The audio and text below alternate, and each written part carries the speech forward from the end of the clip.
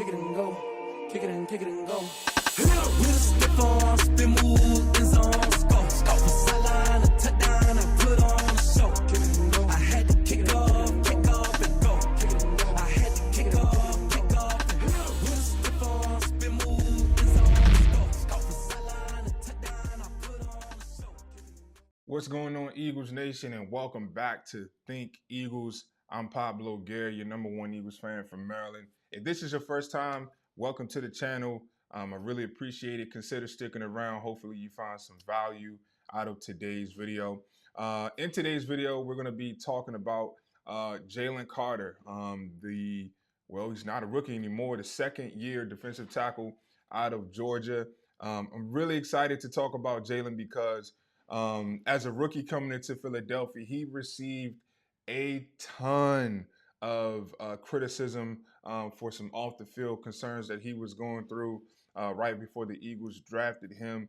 And, you know, honestly, I was a little hesitant in terms of taking him, especially at 22 years old. What is he going to do when Howie Roseman puts millions of dollars in his pocket? Can he come to Philadelphia and be a pro?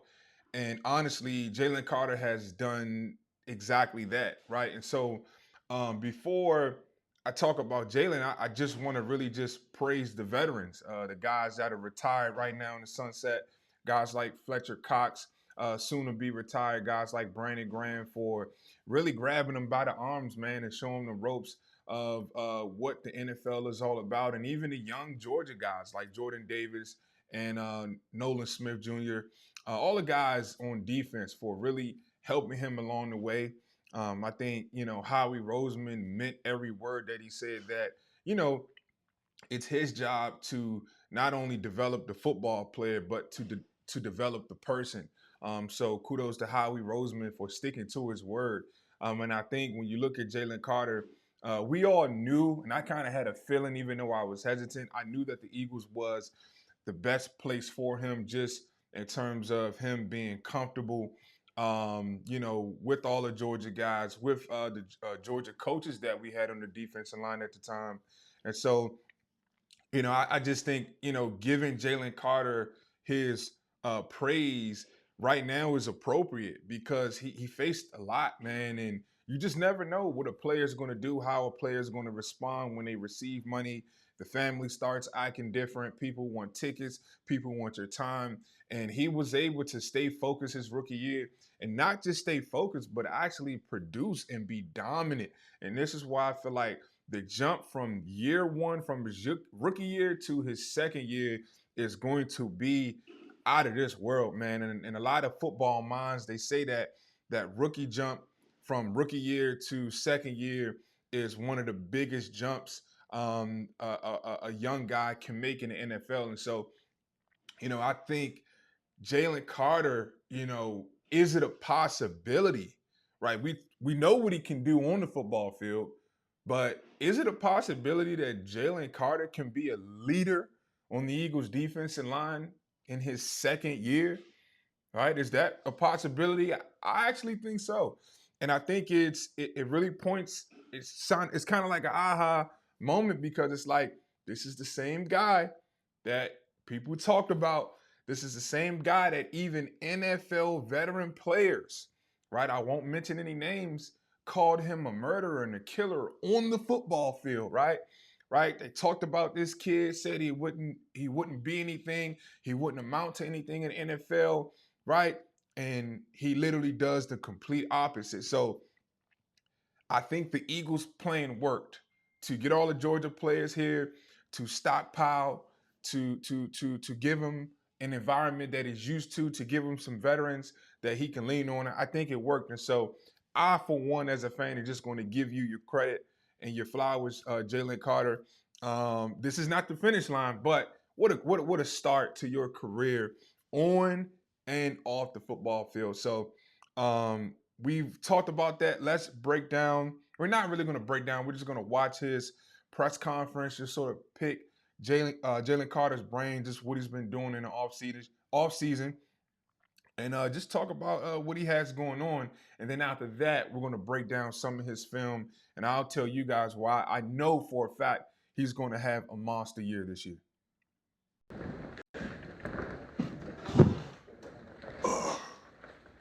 So what's up? Tyra, so what's been your primary focus on this offseason? What have you been working on to help your game? I've been working on, D-line moves and stuff like that, things that I need to do that I seen last year that I didn't do my best at, which was for like stop the run and stuff like that. So that's what I've been working on for this offseason. But for right now, I'm working on connection with the team. We got some new faces in there, some good draft picks, and just connecting with those guys, making sure we all together. What do you make of Vic Fangio? Just really quick, that's that leadership piece that I just mentioned that I think he could really be a leader like this year. Most young guys don't worry about other young guys. Hey, I'm young. I'm gonna focus on myself. I need to get to my first contract. Hear him saying it like, yeah, we're right now. I'm just wherever Coach Sirianni says we are, and that's connection right now. That's what I'm focused on. Focused on getting the other younger guys ready to go, getting them acclimated to the city, trying to help them and continue to build what we have going on in Philadelphia. So it's really good to hear him say that. Vic, I love Vic, man. Old school, man. He's fun to talk to. He's a good coach. I heard a lot of good news about him 'cause I was in Miami working out. So I had a couple Miami players out there. I was talking to them. So I heard a lot of good news and they're saying a lot of good stuff. Last thing I'll say, what I love is, especially with these Georgia players, I love that, these guys obviously won back-to-back championships on the college level, but they're not satisfied and they want to be coached hard and they don't mind to be coached hard. And you hear Jalen Carter talk about how he's okay with the coaching style of Vic Fangio, the old school way.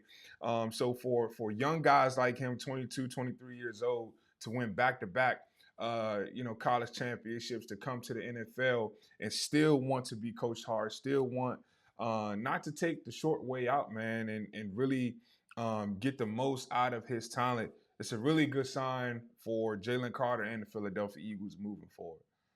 Said it yet that Fletch isn't around, is it?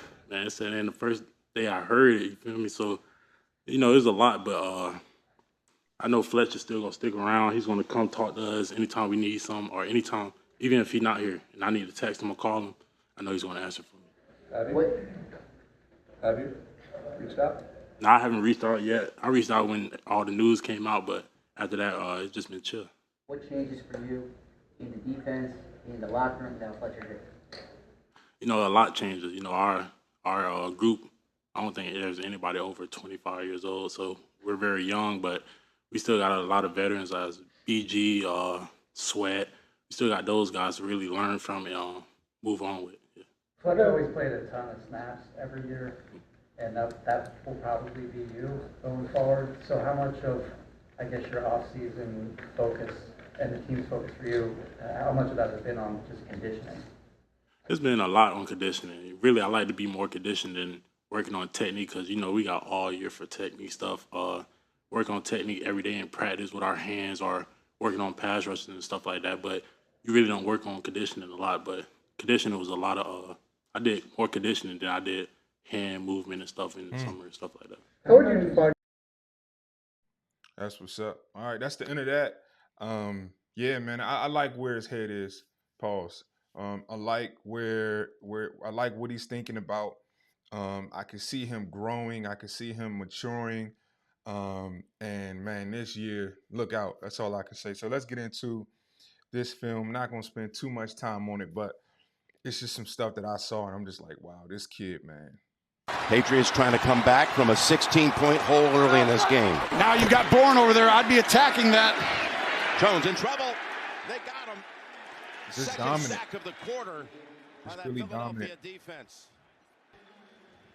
Look at this. They blitzed him. It is Jalen Carter. Jalen has like just so many tools in his belt. He has a bull rush.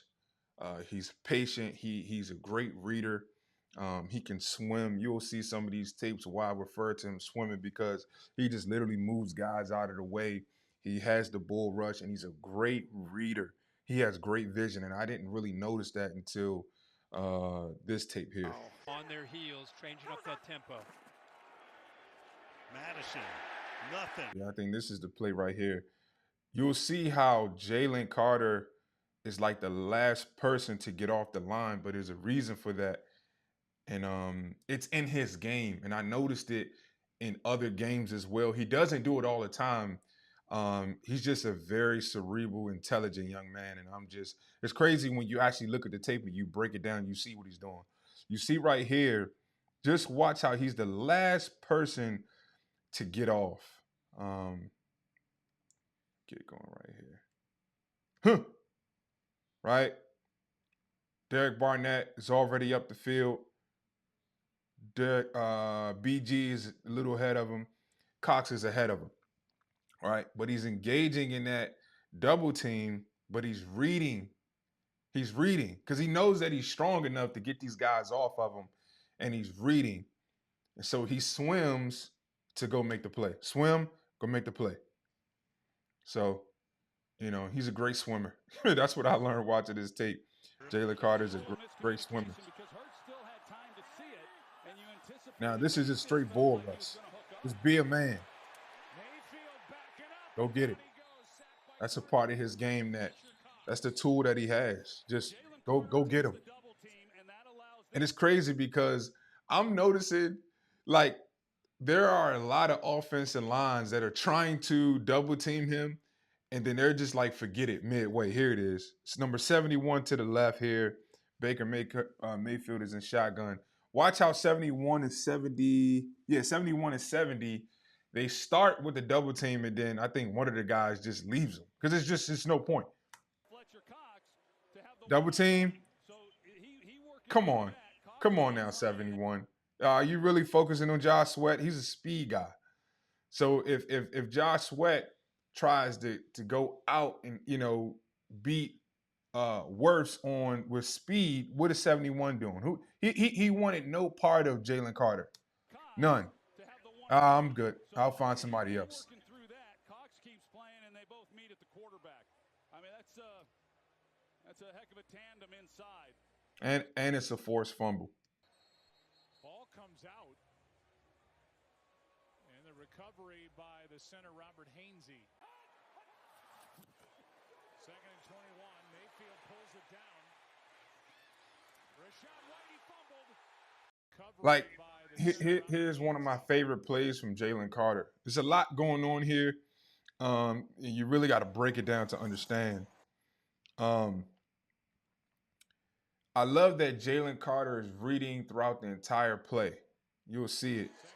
Right now, everybody except for Jalen Carter is still engaged in their one-on-one matchup. Jalen Carter has a feel for the game. He understands, I got pressure coming to the left side, Sweat's over there. I got BG coming off. He sees Mayfield probably about to try to attempt the pass, right? His head is looking directly at Baker Mayfield, but he has eyes in his back of his head.